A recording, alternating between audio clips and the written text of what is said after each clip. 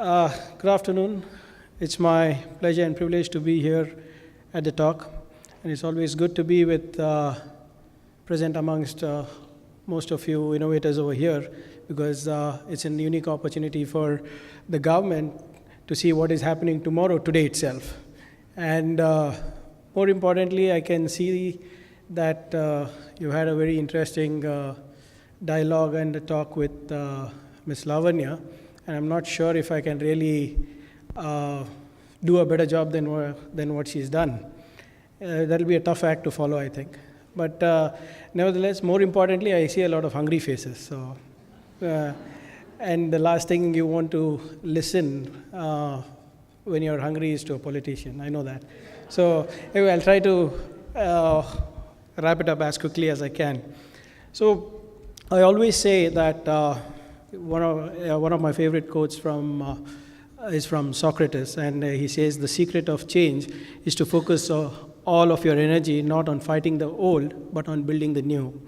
And the government of Karnataka has always been focusing on building a bolder, better, and the most advanced ecosystem for its citizens to interpret, intervene, and interact with the government for the best possible delivery of governance for a better Karnataka, and that has propelled Karnataka and Bengaluru as the second largest technology hub in the world, and is rated as the most dynamic city in the world by JLL at the World Economic Forum. And we've also been listed as the 13th best ecosystem for innovation and startups in the world, and we're the 4th most preferred destination for R&D by Fortune 500 companies, overtaking the cities of Shanghai, Chicago, and Tokyo. All this has been happening, or has happened, by providing the most basic environment that is needed to foster innovation and invention, that is the environment for ideation. Probably we are the only state in the entire country that has ideation as a part of its policy. Because if there is no ideation, there cannot be innovation, there cannot be invention, and more importantly, there cannot be investments. So this is something that the government of Karnataka has understood pretty early, and we have incorporated this as a part of our policy itself. And this need of ideation is so very important, because that is what will foster innovation. Now, because I heard the compeers speak about how more women entrepreneurs should be put into the ecosystem. Now, how can we put so many entrepreneurs, whether it's women or anybody else, into the ecosystem, is only when you give a very conducive environment for ideation. Only when you encourage ideation is when you can have any innovation possible, or entrepreneurship possible. And today, we can be proud of the fact that we have more than 7,200 startups here, only in Bengaluru. And they're all looking at the government to seek some kind of guidance from them. And they're looking at us to take them to the next level. And we too, that is the government of Karnataka too, is trying to do our best to help them succeed. Because today, 95% of the startups today are failing. And we are trying to see how we can do our little bit to ensure their success. Because fostering innovation, fostering entrepreneurship, fostering innovation is a very difficult thing to do. And it is not that everybody can take this leap of faith. The private sector cannot do this. And the government is the only body that can, or the only institution that can actually do this kind of things.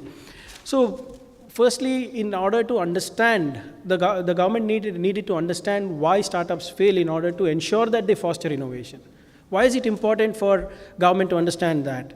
Because if we do not understand why startups are failing, we cannot build an ecosystem for them to succeed. And probably there are plenty of reasons, but I would like to state a few of them here and what we are doing about it. Because I get to see a lot of startups, and each one of them are so passionate about it that they forget to evaluate the idea itself. You will not believe me, I get startups at 8 a.m. in my house. I was telling Bala the other day, 8 a.m. in my house, they come with a presentation in a laptop saying, sir, you please see this startup idea that I have. It's the most disruptive idea in the vertical. And a lot of people think that the government money is in my house, which is not true. And nor do I keep money in my pockets. And more importantly, I'm not the expert at all to help you identify or validate the idea. But the point I'm trying to make here is that there are so many ideas that are floating around. There are so many people with great ideas. So but they forget to evaluate. They forget to validate that idea because they're so immersed into it. First of all, when I sit through a lot of startups, I ask them, are they building a product or a service that anybody wants in the first place? Is it that something you want, or is it something that the ecosystem wants?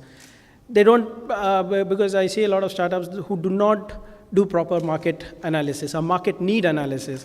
And we tell them that you need to build what a few people will really love and not something that million people might like. At the end of the day, million people might like what you have built, might like what you have done, but how many thousands of them actually use it? Because your revenue models, your idea validation, or your use case is going to come when people use it. That is something that we help them do, idea validation. And more importantly, I've seen some startups who, when given funds, I've seen it in my tenure itself, and I have, in the last 4 months itself, or 5 months itself, I have funded close to around 61 startups. And they spend recklessly. And I have seen that the first tranche gets over in 1 week and they come in for the second tranche. No milestones, even though there are milestones that have been set for them to do it, they spend recklessly. And maybe that is because of lack of mentorship. So we provide that mentorship, the financial mentorship that is needed for them also. And they don't have a business plan or a model. The pricing will always be either too expensive because they are the only one, or they will be too cheap because they wouldn't have done the market analysis, like I said. And moreover, they would top it up with poor marketing, which makes them sell to the wrong audience. So I cannot, I heard somebody ask about saris, right? You need an audience to sell saris. I don't know if Ms. Lavanya is still around here. Are you? It was really good to see you, ma'am, and the way old economies are disrupting the new ones as well. It's a nice presentation where she gave about transcending, but you cannot sell a nalli in my constituency. It's too expensive. Until and unless you come back with me with some Midkal sari or something like that, which is affordable. So the point I'm trying to make here, startups generally do that. Because they have lack of mentorship, of lack of guidance, they end up selling it to the wrong audience as well. Pricing is an issue. And I've also noticed that sometimes startups lose focus very easily. Their ideas keep changing. Every time they meet some great speaker, they change their goalposts. So every time they have a new milestone, I'm sure every time they hear Bala speak, they will be changing the milestone, or Mr. Visweswaran speak, they will be changing their milestone. Maybe this is the right one. So, and of course, when they meet the government, then it's a complete other thing. So I've seen that happen a lot of times, where people keep shifting goalposts, which makes it very difficult for them to succeed. And more importantly, I have seen that the startups don't have, or have little access to legal help. So they don't know how to start a business. They don't know how to run a business legally. And if they know how to do both of them, and in case they don't succeed, they don't know how to shut down a business legally. That's very important. So recently, there was this big hospitality industry aggregator who was in the dock in our neighboring state. And I think personally, with all the clout, with all the rock star image he had of startup, he was legally ill-advised. So that is something that I noticed. Startups do not take legal help. And so we are trying to address all these problems for you.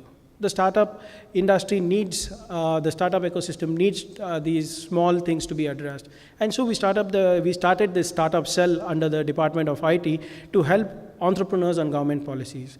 We have devised mechanisms wherein people can come on board the startup cell. That could be mentors, that could be accelerators, that could be business incubators, that could be for idea validation. So not every startup needs funding. A lot of people can get a lot of help only with idea validation.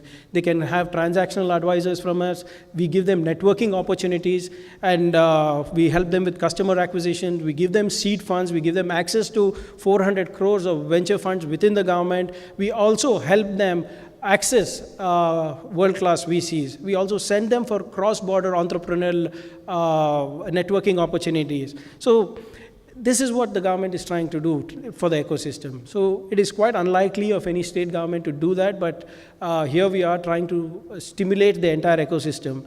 And we had this small program called Elevate 100 recently. It was an experimental program where we tried to seek the top 100 innovations across the state. And for the first time, the government went outside Bengaluru to seek innovation. You'll be quite surprised.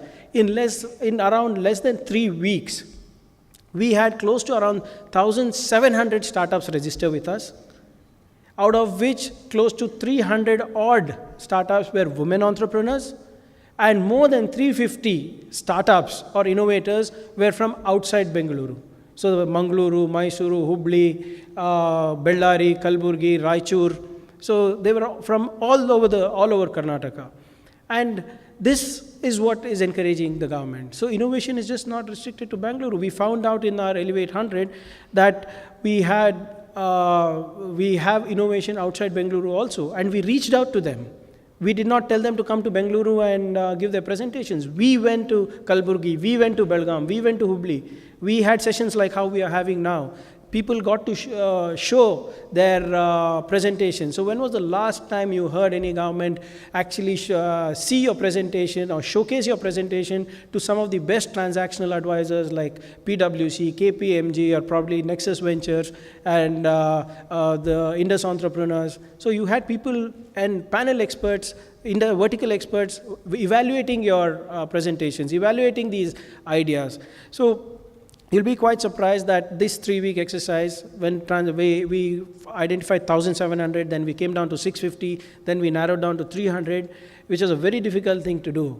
And on the last day, in one single day, we had more than 300 startups being evaluated by industry experts, out of which we have narrowed down on close to 112 startups, although it was Elevate 100 because of a lot of people getting equal marks, we had to make it 112. And they have recommended more than close to around 85 startups will be getting close to 35 crores rupees as grant from the government of Karnataka. That is phenomenal. And the rest will be, they have recommended. So the jury has recommended idea validation, probably a pilot with the government, or probably access to world-class mentors, maybe collaborations with private sector. So all these loose ends we will be tying up for them. So we too are trying to be as disruptive as possible, because we understand that technology is changing faster than ever before. And if we don't adopt to these, and if we are not going to be staying on top, then we'll never become a global player, especially in technology. And hence we are heavily concentrating on collaborations as well. Because right now, yes, we are number 1 in Bengaluru. Yes, we are probably the second best startup ecosystem in the world.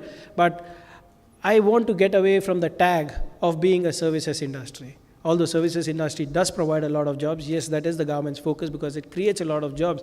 But we have to create innovators. We have to create entrepreneurs. And the government is looking at how to do this, how to stimulate this, not just with the startup cell. We are also collaborating for knowledge exchanges outside India. So we have a Bengaluru-Boston biotech corridor. We have a Silicon Valley corridor for innovation. We have a geriatrics and a cybersecurity corridor with Hague. We recently signed up for 5G, IoT, and IoT and broadband, probably OFC with Finland. So we are trying to see how G2G exchanges also can help private sector. It's not that I'm going to go there for some networking opportunities or to learn this thing. The startups that are registered with us will be engaging with the academia or with the private sector over there. That is something, again, that no other country, no other state gives you. And more importantly, we talk about emerging technologies. Everywhere we talk about disruption, we talk about creative disruption, and we're trying to see how we can help with emerging technologies also. Like I said, we want to, I'm sure that many of you sitting over here don't want to be called as the back office operations of the world. We are tired of that tag, aren't we? So we need to be disruptive as well. So what are we doing to ensure that the government is doing to ensure that we stay on top of the game? But one is collaboration with academia and private sector and with the government abroad. But besides that, we are also trying to enhance our skill sets. So we are coming up with small, quick interventions with the centers of excellence. So we have centers of excellence. I've spent 288 crore to get a center of excellence in aerospace and space. By this month end, I'll have a center of excellence in big data, machine learning, and artificial intelligence. By next month end, I will have a center of excellence in cybersecurity and cyberspace.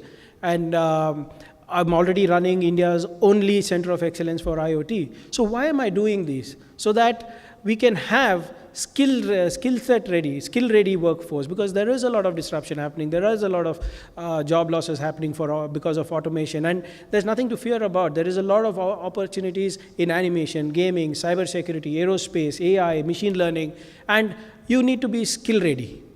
And the government of Karnataka is focusing heavily to ensure that all of you are skill ready, so that once I give the knowledge part of it, then there is no looking back. Why is it that whenever I go to my road shows, I do not insist on investment? I insist on partnership. I insist saying that let us collaborate on knowledge. Because if I have skilled labor, if I have skill sets, if I have the knowledge base, if I have a knowledge society, investments will flow. So that's why I always insist on ideation, innovation, and invention. If I have these three backed with a solid backing of skill sets at the bottom of the pyramid, investments will definitely flow. And we also have we do something interesting, because a lot of people keep asking, how can we work with the government? And when I came here, a lot of people ask me, they don't, whenever I go to forums like these, I get very little questions about the IT policy or the biotech policy. I get a lot of questions on the traffic, on infrastructure, on why metro is not connected to that place. So which is not my domain, which is the government's responsibility, but unfortunately or fortunately, I'm only the Minister for IT.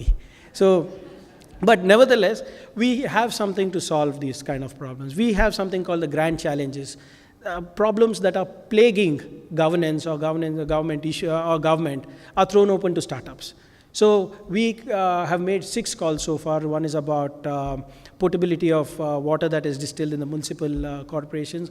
One is about malnutrition, and much more recently we have launched about trying to solve Bengaluru's traffic woes. So if startups have a solution for it, they can enter through the grand challenges. So that is because they can enter through the grand challenges, number one, and if we like the idea, we adopt the idea, fund it, ensure there is a pilot, and if the pilot is successful, we ensure it's implemented the whole 9 yards as well. So that is something that, again, is quite disruptive that we do to engage with startups. Besides that, we are also looking at how to employ startups in the government sector. So especially in a lot of people want to want to work with the government. So government services is something that we are trying to see how we can bring in a policy that certain bit of government services are given to startups, or product procurement happens through startups. So that's a work in progress, and I'm sure if once we do that, we'll be able to help a lot more startups within the government. Because I noticed this, that during our previous tourism startup call out, there was a couple of startups who worked with us. I have 12 startups working only in the tourism sector. Overall, I think close to around 25 to 30 startups are working with the government right now in different departments. But the ones that are working in the tourism sector, 1 or 2 of them turned out really smart. We gave them a pilot, which they did. Of course, we paid them for it as well, if there are any doubts about government paying anyone. So we gave them the pilot, and they went to other departments of tourism in other states, and they showed, look here, the government of Karnataka has given us this order. They have validated this idea for us. Maybe you should try it too. And he has a couple of orders outside the state now.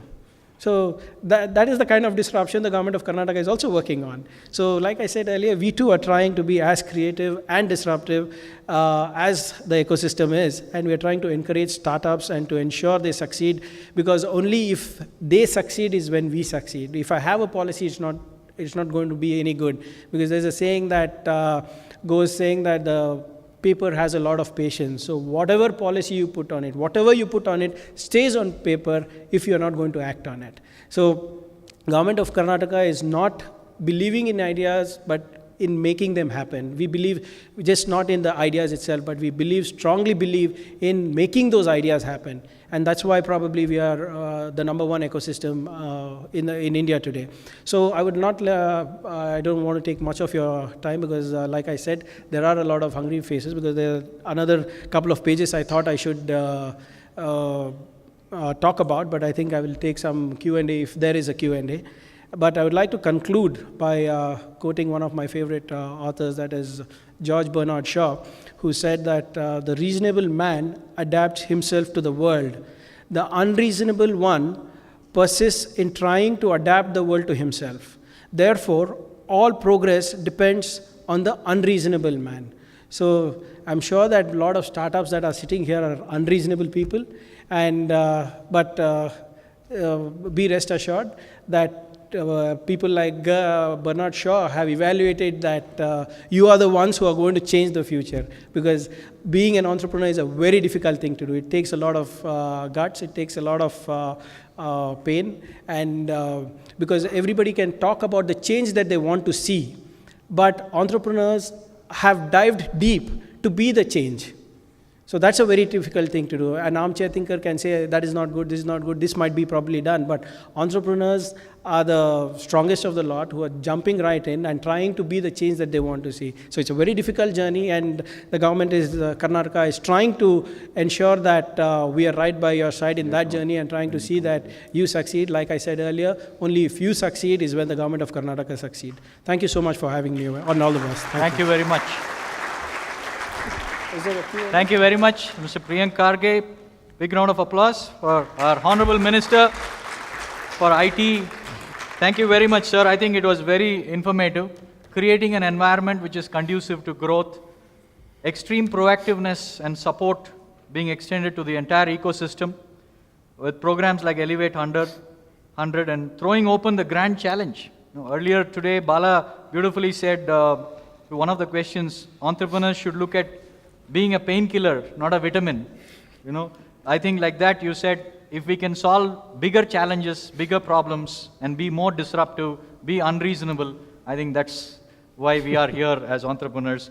And I think Bangalore and Karnataka is really living up truly to the word of the Silicon Valley of Asia. Thank you very much for all your support. Really appreciate it.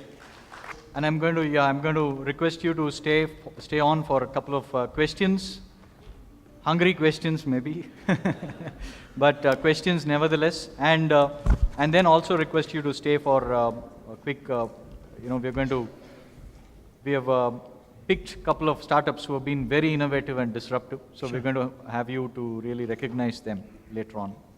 So now for the questions. I'm Mallikarjunaya from Agma Technologies. I already met Minister earlier in Elevate 100. We are into traffic automation. Sir told us that there is a grand challenge and all, we are going to participate. Sir, my question to you is, this is related to a central and a state government affair when it comes to a traffic. We are very much concerned. When it comes to? Traffic, this one, policies, when it comes to policies. It is related to both the central and the state government.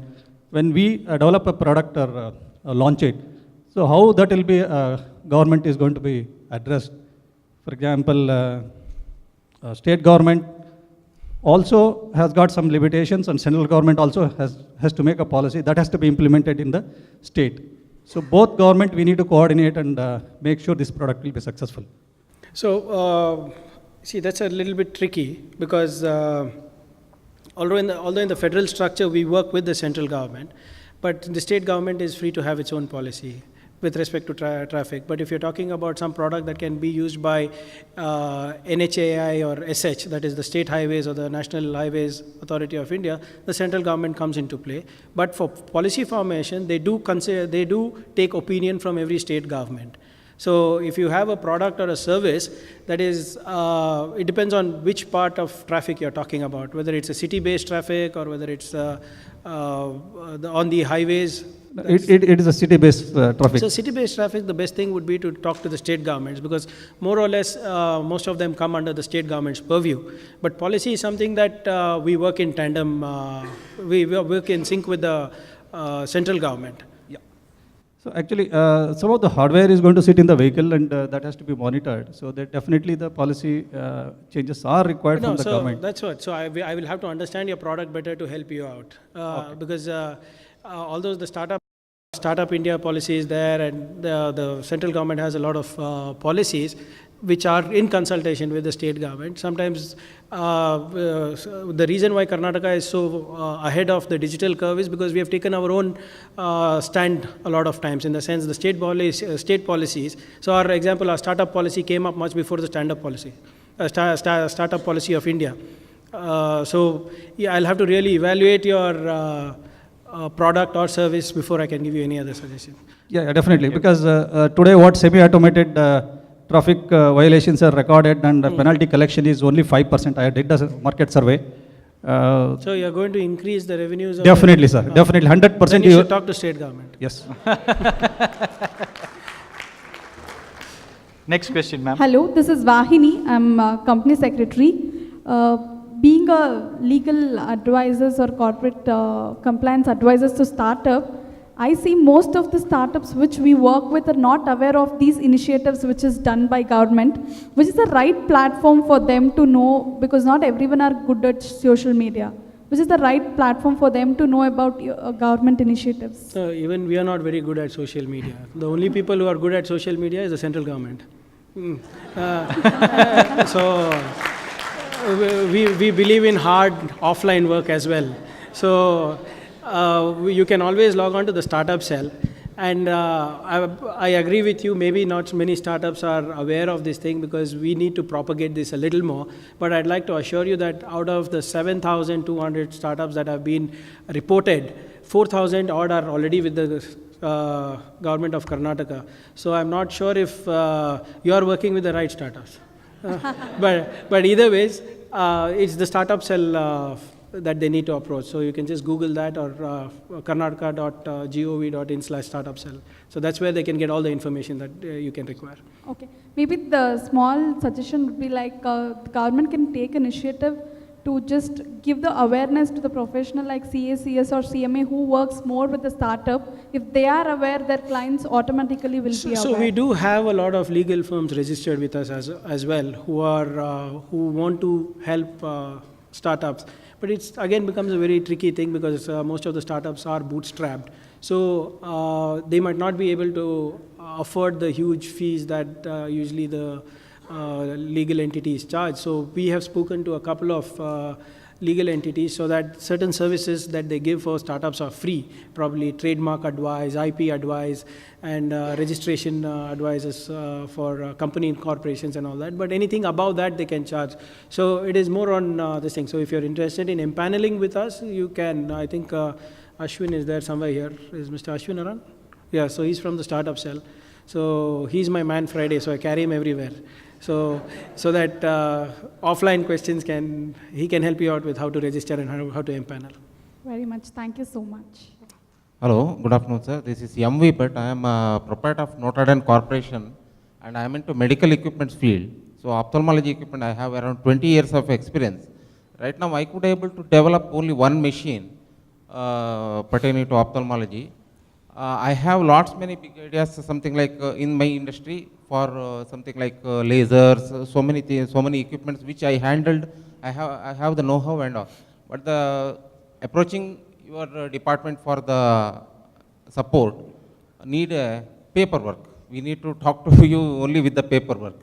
Unless we have to put the things. Have you registered with the startup cell? Not yet. Then how do you know there's paperwork? Pardon me?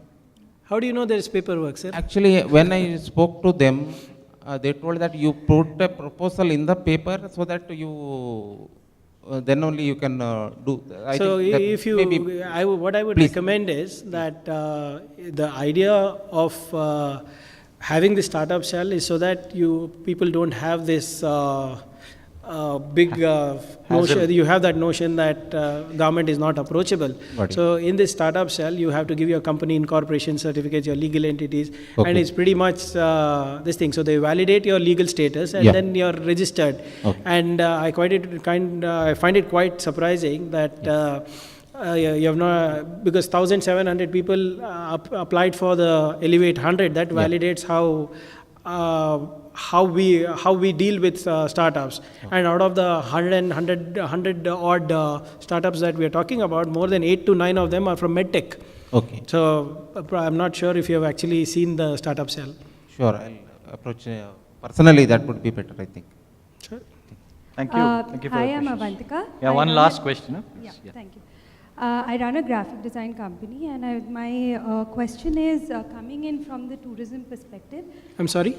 From the tourism perspective, Tourism perspective. I think public spaces and our museums and our monuments, there's a lot of lack of information there, and the upkeep of those places have been neglected for a really long period. Also, interestingly, new technology like AI, VR, etc., can come into those spaces. So I just wanted to know what the government would be doing. So when was the last time you visited our State Archaeology Museum? I actually helped to design the government, digitize the Bangalore Government Museum recently. With Which museum are you talking about? the Government Museum on KG Road. Yeah, so Yeah. digitize in the sense, what did you do? Like we helped to redesign the signage and Along with Pinnacle. Pinnacle. Yeah. So that's a startup that we funded. Right. So you did it because we did it. We allowed you to do it. So I just wanted to know how we could do more of that. So That's that my was an point. experiment. So Right. anyway, I have a valid case here. Yeah. You validated my claim. Right. So both from tourism perspective as well as IT perspective, that so what we did was we called a call out for people who are trying to disrupt the tourism verticals, and I think this is a audio based guide, right? A geolocation based audio guide. And before, when you used to go to our government museums or the government archaeology museum, which not many people know, you would just enter, probably walk around for 15-20 minutes and get out, where you have 3,000, 4,000 years of history there. Okay, but it was not curated at all. So when we called out, this particular startup came up, and we said, it seems good, why don't you do it for us? So we have got the entire Cubbon Park curated now. So with science museums, with archaeology museum, with AR, VR experiences. So you see Queen Victoria statue there, but you don't know why it is there. So we have put a nice yellow thing, which is again experimental, which is just going on. So you go stand there, and if you have that app, it'll actually tell you why the statue is there. It gives you a brief history of what it is, how it is doing. So we are trying to do that. And also we are trying to, from the tourism perspective, we are also trying to push people towards the museum. So for the first time, we had a museum tour, consolidated museum tour of archaeology, science, arts in Chitrakala Parishad and our Venkatappa Art Gallery, the Rorik estate side. And I don't know how many people know that we also are the only one in the country who have a brain museum. So we tried curating that as well. But technology intervention is something that is it's a work in progress. So a part of it, the first part of it is the Cubbon circuit, which will be launching soon. And like she said, she's worked with one of the startups that have been funded by us. So that's a validation of what I'm trying to say. Very good. I think we are done for questions. But yeah, I mean, it's coming from the president of Wiki Flow, and you can definitely, I can't repeat. Minister, that was fabulous. Really proud to see the way Karnataka is progressing and supporting entrepreneurs. So I come from an organization called Fiki Ladies Organization. So we have a platform for women entrepreneurs. It's called Swayam. And right now I'm happy to say that our chapter has got about 18 mentees. And each of them are getting mentored and handheld, and we have an expert panel as well that supports them as and when the need arises. So I just wanted to ask you, how is it possible for us to associate with the government and take advantage of all the programs that you have been promoting? Of course, we can do it offline, but I just wanted you to be aware that this is happening. So for women entrepreneurs, right? Yes, this is so only probably, women entrepreneurs. We are the only state who has a special. Please have a seat, ma'am. Who have a special focus on women entrepreneurs, primarily because the government itself thinks in that direction, and more importantly, personally for me also, my director is a lady. My MD, K-Bits, is a lady. So my principal secretary, the previous secretary, the additional chief secretary who headed ITBT, she was a lady. My Jilla Panchayat CEO in Gulbarga, she's a lady. My DC is a lady. So I'm always surrounded with women who keep guiding. So the first 25 years, it was my mother till I got married, then my wife, then my sisters, and my wife and everybody. So I take a lot of inspiration from all of you. And so that's why we have created a special a fund for women of up to 10 crores for idea to POC this thing. And more importantly, it is also a part of the government, and more importantly, like I said, even government, within the government, I have a lot of women guiding me, and outside the government in the party also I report only to Madam Sonia Gandhi. So if I don't do anything for women, I will be crucified by all these people. So so we have a special focus for them, and also we would love to be a part of anything. And if you actually saw during our Elevate 100 program, we had a very special focus session for women, especially on what we could do for women entrepreneurs, how they can scale up. And it was just not limited to technology, a little bit of retail from tier 2 cities like Hubli, Mysuru, Mangaluru also were there. We had close to around 400 women entrepreneurs participate that day, and we had a very well curated session.